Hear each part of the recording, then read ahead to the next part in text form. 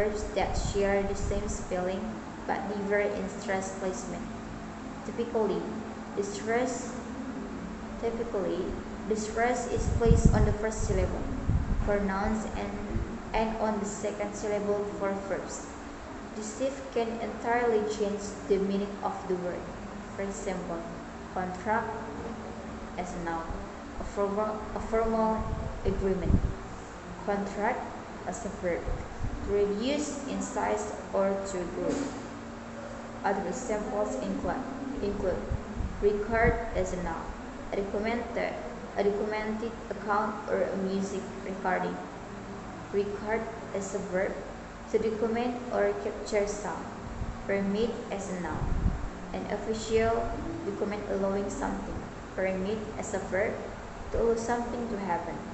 Mastering these stress shifts is crucial for accurate communication, as failing to apply the correct stress can lead to misunderstandings. Number 3. Stress patterns in compound words. Compound words in English, which are formed by joining two smaller words, also exhibit variations in stress. Generally, compound nouns tend to have the stress placed on the first element of the compound, while compound adjectives and verbs might place the stress on the second element. Example: compound nouns. Stress is on the first word, blackbird, a classroom, tool for writing, football, a sport. Compound adjectives. Stress tends to fall on the second element, old-fashioned, something traditional, well-known, famous. Compound verbs. Stress may fall on the second part, understand, to comprehend, overlook, to fail to notice. Being aware of these stress patterns helps in correctly pronouncing compound words, which are common in both formal and everyday speech. Number 4. The role of suffixes in word stress. Suffixes in English can also cause variations in word stress, with certain suffixes leading to predictable stress shifts.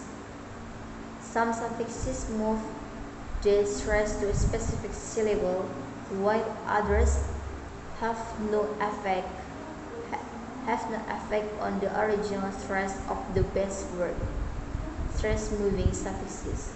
Suffixes like ich, tion, and sion often shift the stress to the syllable directly before the suffix.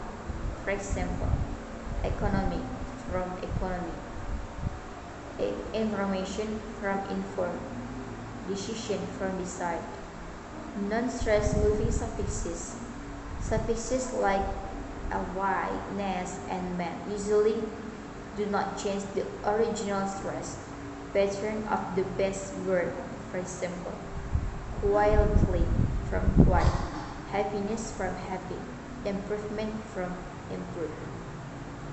These rules help speakers anticipate where the stress will fall when forming new words, especially when dealing with more complex vocabulary. Number 5. Stress in loan words. A foreign influences English borrows a significant number of words from other language, and these loan words often retain the original stress pattern from their source language, leading to further variations in word stress. For example, fiance, French origin, stress on the second syllable. Cave, French origin, stress on the second syllable. Ballet, French origin, stress on the second syllable. In some cases, loan words may eventually conform to more typically English stress patterns, while in others, they maintain their foreign pronunciation. This diversity adds to the complexity of English word stress but also reflects the richness of the language. Number 6. Dialectical variation in word stress. Word stress can also vary depending on regional dialects or accents. British English and American English, for example, sometimes stress the same word differently. For instance, in British English, the word advertisement is stressed on the second syllable, advertisement. In American English, it is often stressed on the first syllable, advertisement. Such difference may not significantly affect comprehension between speakers of different dialects, but they do contribute to the diversity of English pronunciation around the world. Number 7. The impact of word stress on word stress on comprehension. Word stress plays a vital role in clarity and comprehension of spoken English. Misplacing stress in a word can lead to misunderstandings or confusion, especially in words that change meaning based on stress patterns. For non-native speakers, mastering word stress is key to sounding more natural and improving their intelligibility in conversation. Understanding the common patterns and variation in word stress allows learners to adapt to different contexts and dialects more effectively. It also helps them better understand the rhythm and flow of English speech, which is often driven by stressed syllables. Number 8.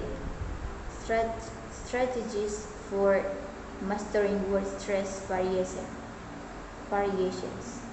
To improve their understanding of word stress variations, learners can use the following strategies. Practice with commonly stressed words. Familiarize yourself with common English words that have shifting stress patterns, especially nouns and verbs with the same spelling. Listen to native speakers.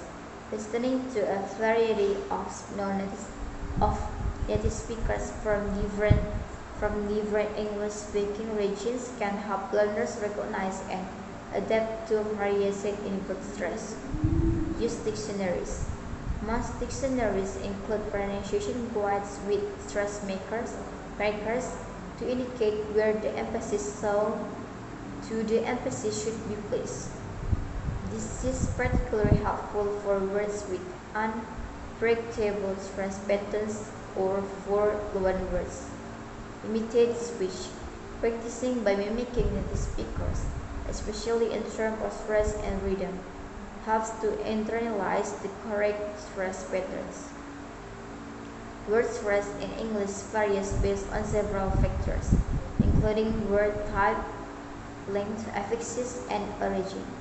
These variations are a critical aspect of English composition as they influence meaning and comprehension. Understanding the different patterns of stress and how they apply to various types of words, including compounds, loan words, and words with suffixes, is essential for mastering the language. With practice and awareness of these variations, learners can improve their pronunciation and enhance their ability to communicate effectively in English.